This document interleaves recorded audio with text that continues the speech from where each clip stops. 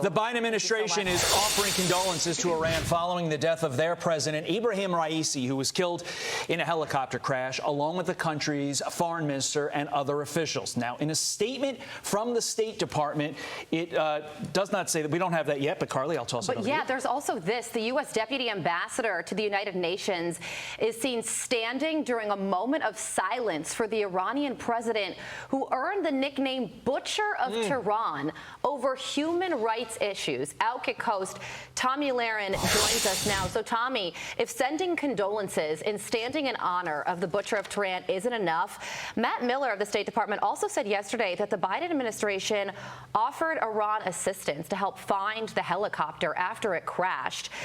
All of this is very perplexing. I spoke to several people, former military leaders, and one of them said to me that it looks like this is proof that Iran has a friend in the Biden administration. What do you think about all of this? I would say further proof. There's a lot of proof there, the unfreezing of $6 billion in assets. Also, when we've seen the coddling of pro-Iran, pro-terror, pro-Hamas college students on college campuses and others.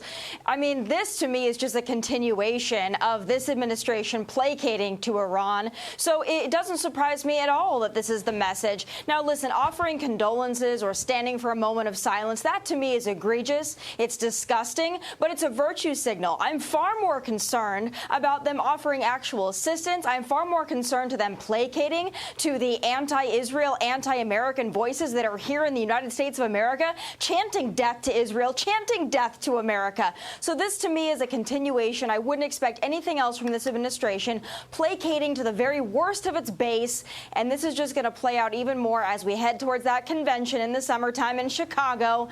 The Democrat Party is really showing its true colors, so we better believe them. I can't recall another time when we expressed our condolences upon the death of a leader of one of our enemies.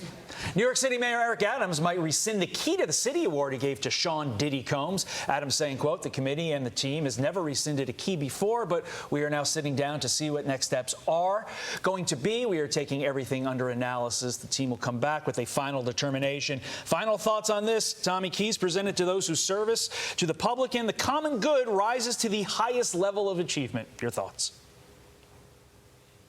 Well, listen, speaking of virtue signals, that's what this is. Now, I agree that the key should be rescinded, but I'm, again, far more concerned with the New Yorkers on a daily basis, on maybe a minute-by-minute basis in that city who are being punched, who are being attacked. The things we saw in that Diddy video are disturbing. They are horrific. They are inexcusable. But this kind of thing is happening to average Americans and especially average New Yorkers on a daily basis. I would be more concerned with New York City Mayor Eric Adams taking a stand on that than trying to rescind a key. And again, a worthless virtue signal that really helps no one.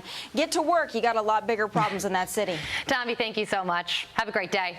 I'm Steve Doocy. I'm Brian Kilmeade. And I'm Ainsley Earhart. And click here to subscribe to the Fox News YouTube page to catch our hottest interviews and most compelling analysis.